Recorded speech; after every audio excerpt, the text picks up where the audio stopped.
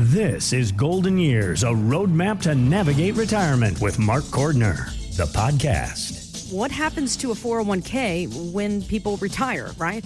Well, according to a recent study, within 5 years, half of those folks roll over the money into their own IRA, and then another third just cash them out.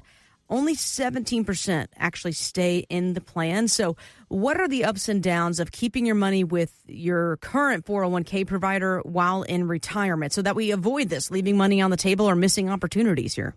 Well, there's definitely pros and cons. I think the biggest pro to leaving money in the plan is that it's familiar to people.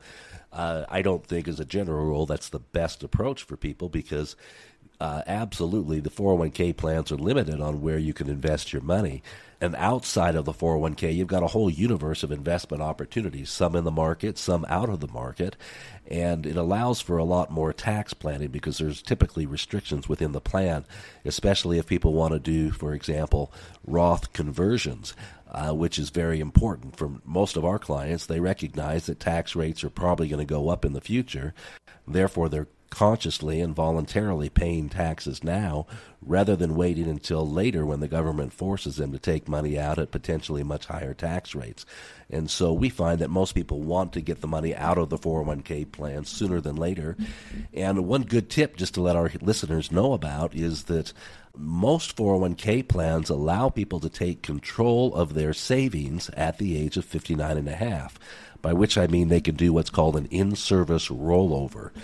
In service, meaning while you're still in the service of your current employer, you can roll the money out of your plan into an individual retirement account and then choose again among a whole universe of investment options outside of the 401k and also do the kind of tax planning that I was just referring to, such as Roth conversions.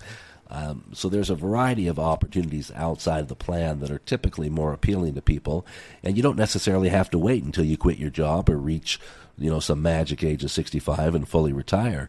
You can do it as early as age 59 and a half for current employees.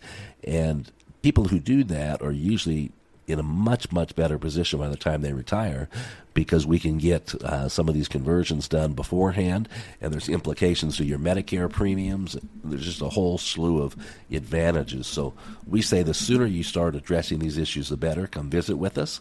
There's no obligation to it, and we can absolutely show you and even quantify the tax savings for you if you act earlier than later. So come have a retirement readiness review with us because we can show you the pros and cons of leaving your money at your employer versus putting it into an individual retirement account and the whole world of opportunities you have outside of work.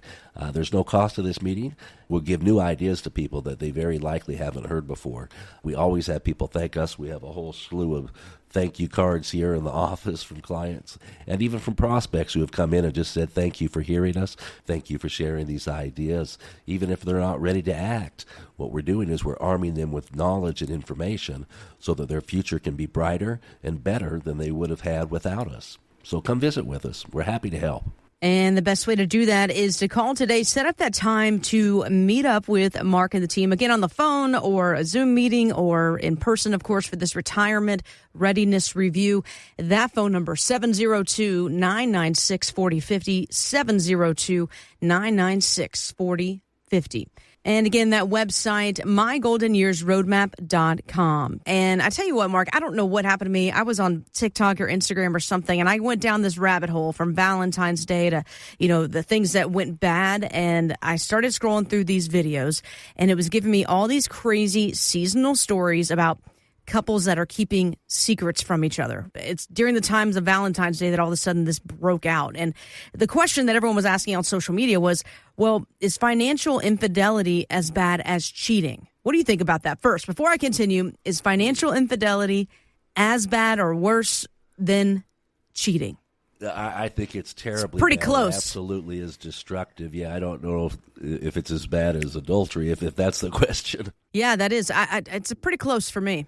In terms of cause of divorce, financial problems is right up there next to adultery. I mean, it's one of the first primary problems for divorce, and I really appreciate you bringing this up because holidays should be a joyful time, but Christmas and And Valentine's Day even can often be a reminder of what we don't have. It can be very stressful for people. They wanted to have a certain family relationship, they wanted to have a certain marital relationship, and they don't feel like they have it. I'll get a little bit personal here. In the early days of my marriage, and even to some degree today, my wife and I have struggled with this because we came into marriage with different ideas, different upbringings, different ideas about money, and it was very difficult for us to communicate about certain things that I took for granted that I didn't think needed to be discussed, absolutely did need to be discussed. And sometimes people hold things back for fear of maybe offending a spouse or just not wanting to have conflict, and so things are hidden, and then they come to light at a later date in the wrong circumstances. And I absolutely remember experiences like this early in my marriage, and the sense of shock that how could this not have been shared kind of thing. And it wasn't a deliberate misleading, it wasn't an attempt to be dishonest by any stretch, but it was just a lack of understanding, a lack of experience in working cooperatively. I think financial matters represent our life's work. The sweat, blood, and tears of our life is what translates into our earnings. And I know for a lot of men, because I've read a lot on this topic, I have a number of books I've read on this topic, that particularly for men who feel like they've been trading their life energy for work, income, and then to find, for example, surprise debts or surprise expenses, things they may not have agreed with, things they may have agreed with had they been told about it beforehand but didn't appreciate learning afterwards, yada, yada, yada. All these things can absolutely destroy the foundations of a marriage, and trust, of course, is the most important thing in a relationship as intimate as marriage.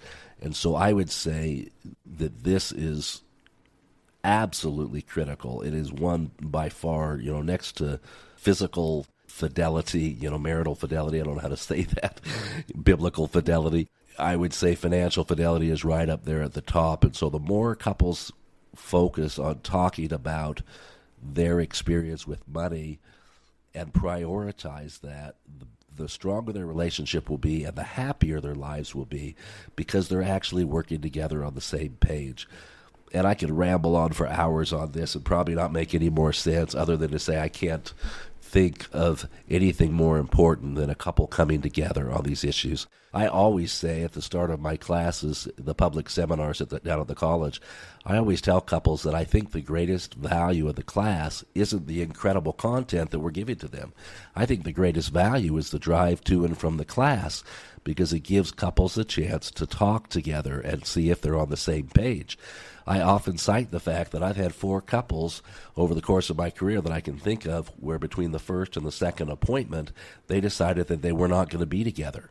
In other words, they were going to divorce. Between the first and the second conversation with me, they decided we're going in too much of a different direction, and I don't want to be with that person, or I don't need to be with that person anymore.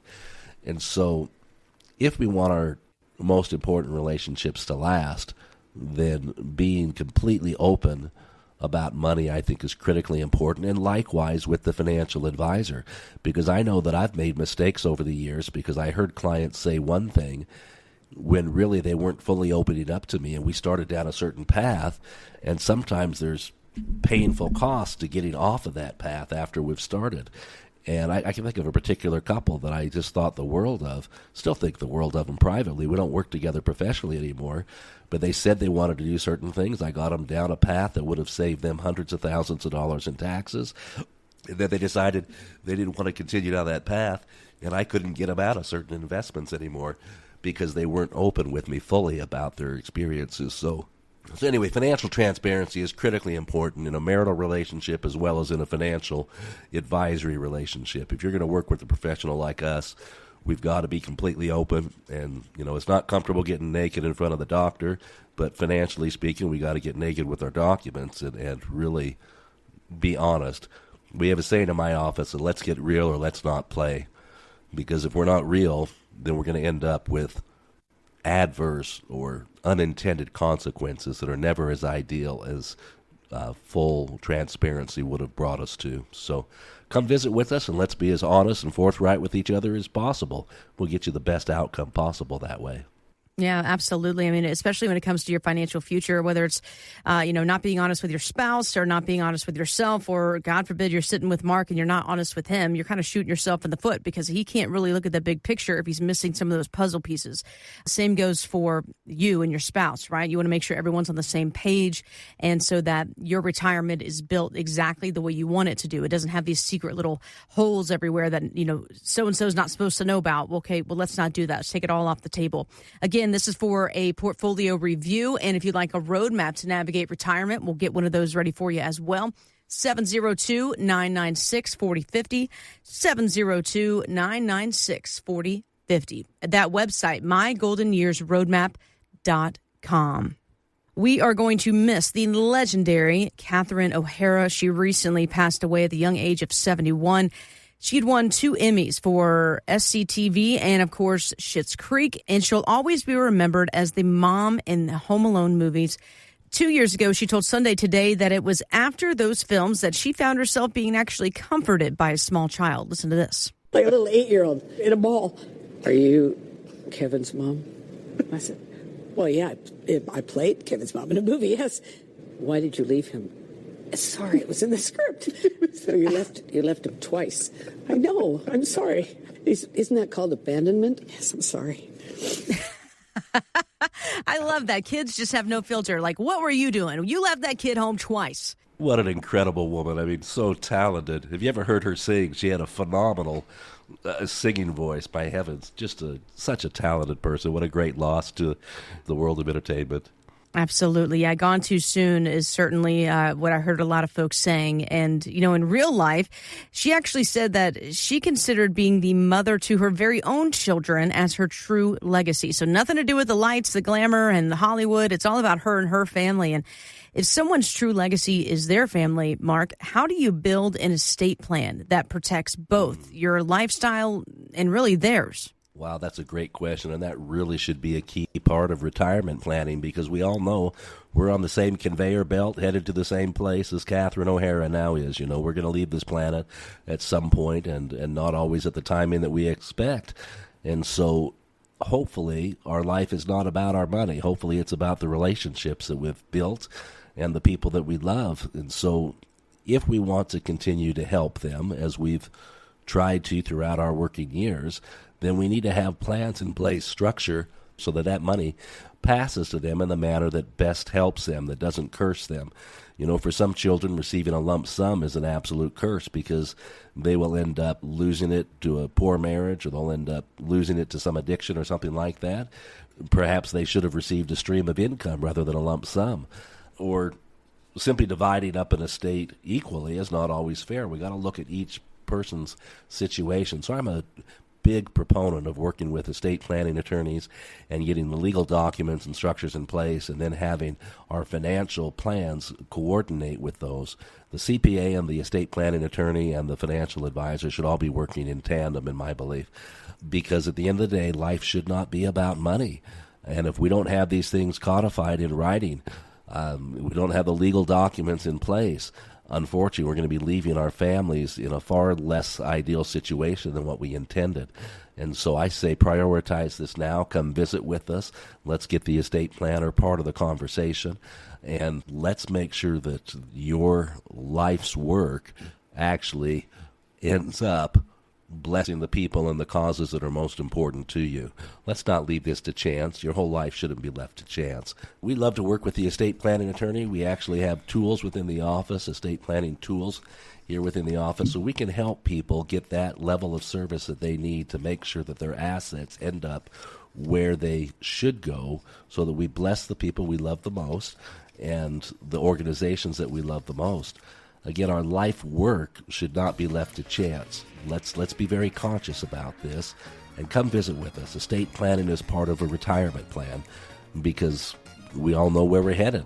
Someday we're going to leave this earth, and our stuff is going to stay. Investment advisory services offered through Golden Years Financial LLC, a registered investment advisory firm. Insurance is offered through Golden Years Insurance Services. These firms do not provide legal or tax advice. Consult your own legal and tax advisors before taking actions that may have tax implications. Investing in securities involves risk, including the potential loss of principal. Insurance contracts principal protection is based on the claim-paying ability of the respective insurer. None of the information contained on this website shall constitute an offer to sell or solicit to buy a security or insurance product. The information and opinions contained on this site or requested from this site are provided by third parties believed to be reliable, but accuracy and completeness cannot be guaranteed. They are provided for informational purposes only and are not a solicitation to buy or sell any of the products mentioned. Any media logos and or trademarks contained herein are the property of their respective owners, and no endorsement by those owners of Mark Cordner, Golden Years Financial, or Golden Years Insurance is stated or implied.